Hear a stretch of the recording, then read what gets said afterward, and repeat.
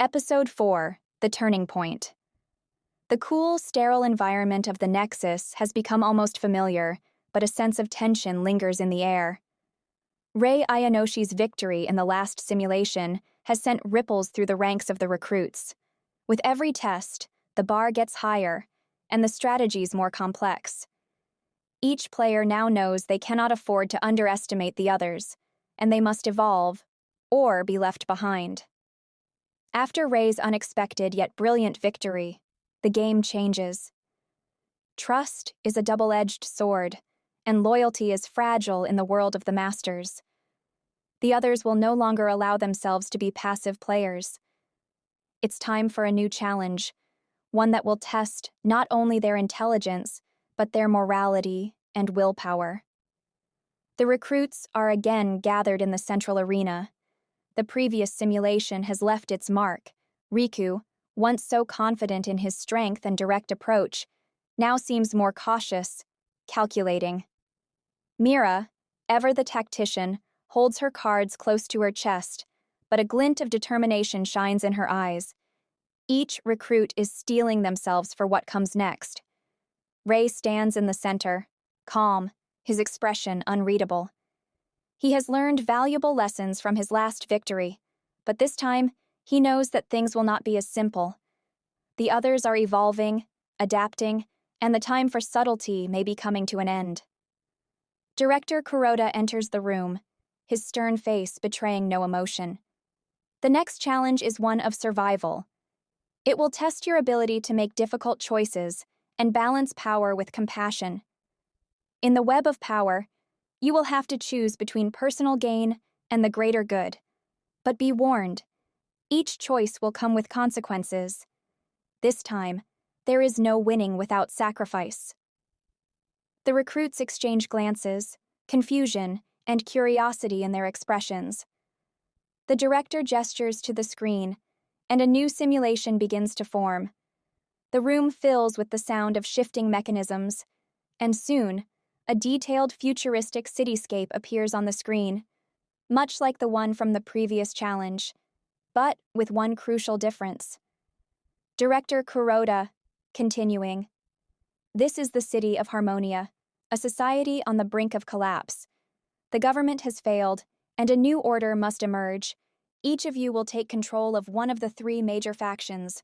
Your goal is to seize control of the city, but the citizens are counting on you to make their lives better, not worse. Can you secure power without losing your humanity?" The recruits are shocked. This isn't a straightforward power struggle. They're being asked to rule with the weight of the city's fate on their shoulders. The rules are clear. Power is the ultimate objective, but the people are watching. Their every decision will be scrutinized. Rei already understands the challenge. It's not just about brute force or manipulation anymore. It's about managing the delicate balance between power and ethics. But can he maintain his moral compass while securing his position? Rei, inner thoughts. This is different. It's not just about winning anymore. It's about what kind of leader I become in the process. I need to be careful. Too much power without compassion will make me a tyrant.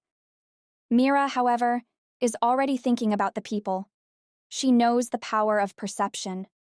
While the others may focus on direct control, she'll work to win the hearts and minds of the citizens.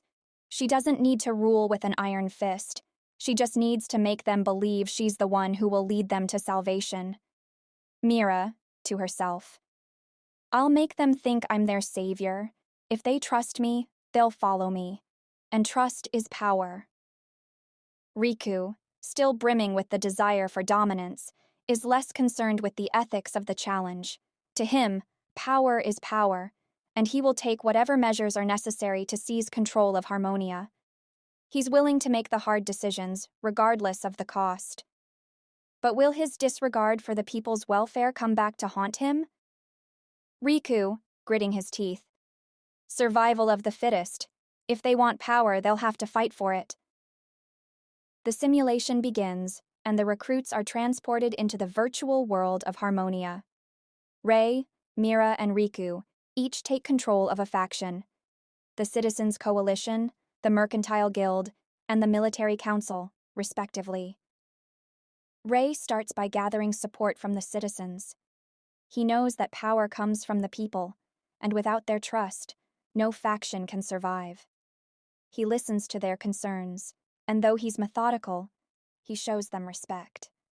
His decisions are carefully calculated to build long-term trust.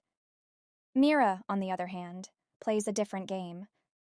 She understands that perception is just as important as power.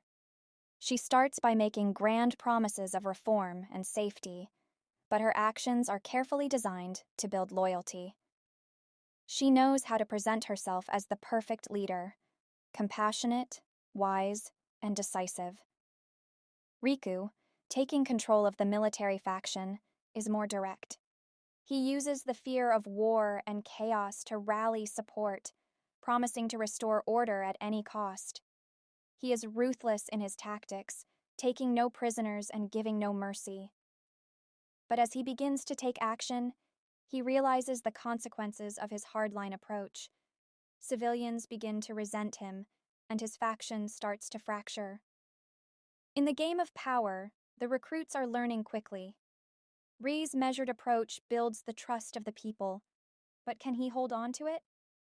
Mira's charm makes her an appealing leader, but how far will she go to maintain her image? Riku's brute force might secure immediate control, but at what cost? As the simulation progresses, the recruits face difficult choices. Rey's compassionate approach begins to win the citizens' loyalty, but some of his decisions are met with resistance from his fellow faction leaders, who want to push for faster results. Mira, too, faces opposition as her promises of reform begin to clash with the harsh realities of governing a divided city. Riku, meanwhile, faces growing unrest within his ranks as the citizens rebel against his oppressive methods. Rey must now choose between securing his power through manipulation or standing firm on his moral principles. Mira faces a choice between maintaining her facade of perfection or confronting the dark truth behind her methods. Riku, finally, is forced to question whether his path of ruthless domination is worth the sacrifices it requires. Rey, inner thoughts. The city is on the edge of collapse. If I push too hard for control, I'll lose the people's trust. But if I stand by my principles too long, I risk letting someone else take power. Mira, to herself. Perception is everything, but the truth is catching up with me. How much longer can I keep the people believing in my vision? Riku, gritting his teeth. They'll fear me or they'll fall. In the end, Rey's careful balance of power and compassion allows him to secure the loyalty of the citizens. Mira's facade begins to crumble under the weight of her promises, and Riku's violent tactics lead to widespread rebellion. Rey stands victorious, but not without sacrifice. The city is stable, for now, but the consequences of his choices will continue to echo through the coming challenges. Director Kuroda's voice rings out once more. The web of power is over. Rei Ayanoshi has emerged victorious, but remember, power is fragile, and the choices you make will shape the future of Harmonia. The game is far from over. The recruits are returned to the Nexus, each reflecting on the choices they made. Rey stands alone, his eyes cold and calculating. He's won the battle, but the war is far from over. Rey, inner thoughts. Victory comes with consequences, but I'll bear them, for the future is still mine to shape. End of episode 4.